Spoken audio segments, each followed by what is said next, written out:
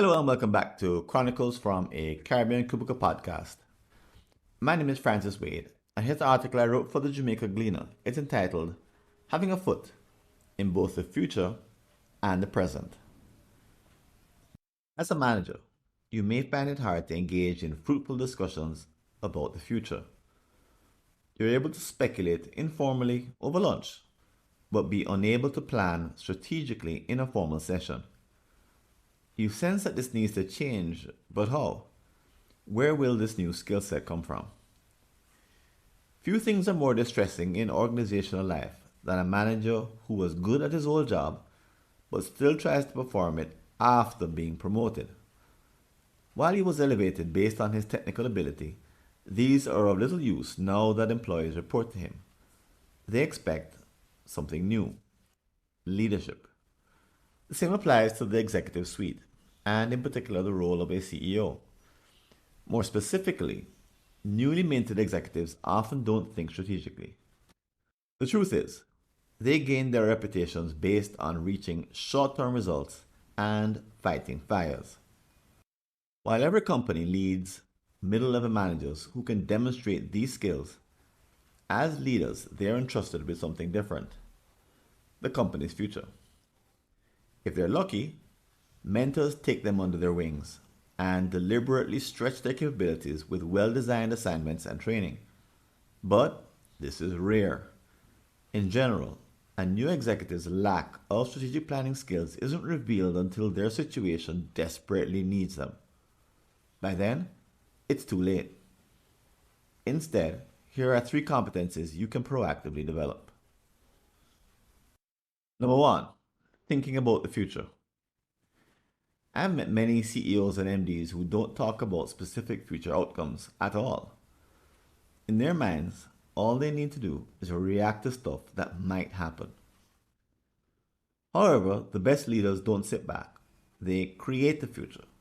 For example, Facebook has a 15-year plan for the metaverse, which is intended to shape the way the internet is used globally.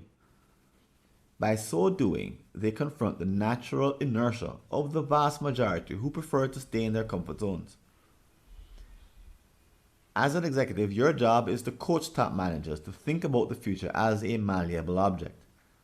They can become visionary, but you may need to do some convincing.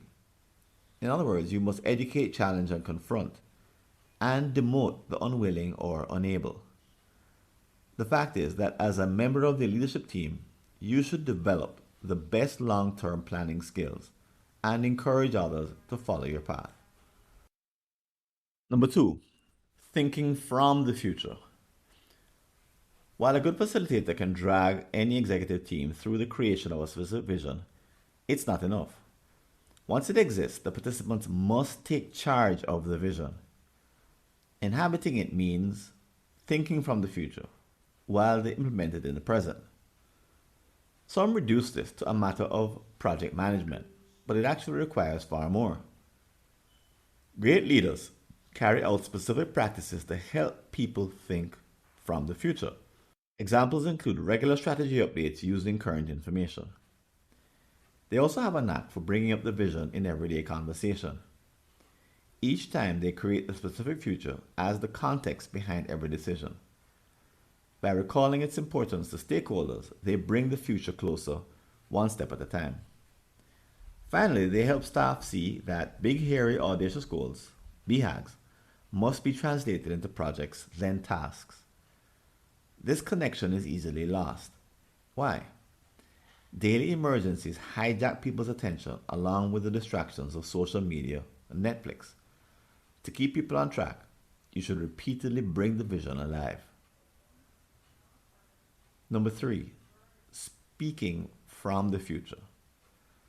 Unfortunately, very few executives know how to inspire others on demand. Call it a recurring failure of organizational life. The few who are inspiring often leave to start their own companies. Those who remain learn to survive the corporate grind by keeping out of trouble rather than leading. If this fits your story, you may be annoyed. Now that you've been promoted, you're asked to inspire staff. But where would you have learned to do so? If the workplace doesn't offer them, seek out other opportunities. Volunteer in your service organization, church, or alumni association. Allow the discomfort of vision filled speaking to become the norm.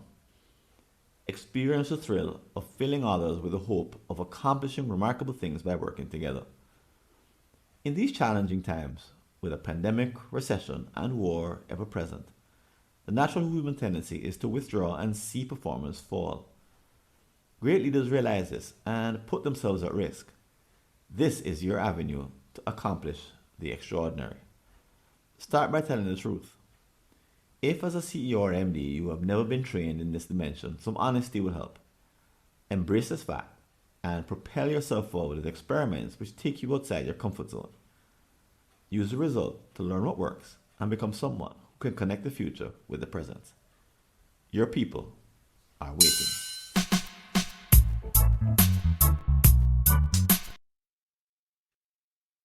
Thanks for listening. Do you have an unsolved problem in your Caribbean company related to strategy, productivity, engagement, or business process improvement?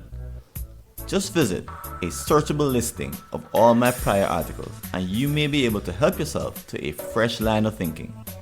Go to blog.fwconsulting.com or see the show notes.